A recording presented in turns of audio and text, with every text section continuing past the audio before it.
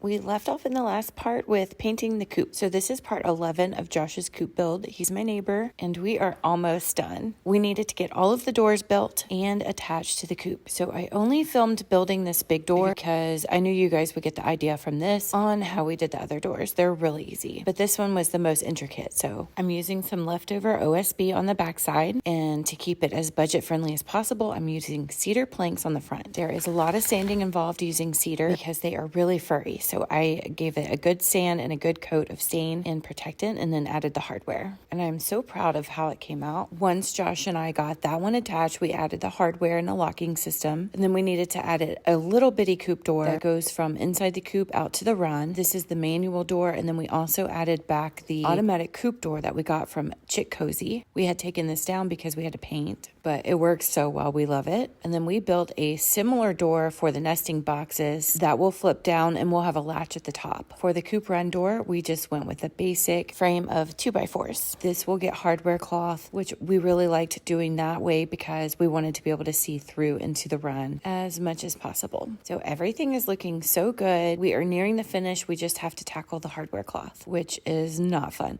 Okay, bye.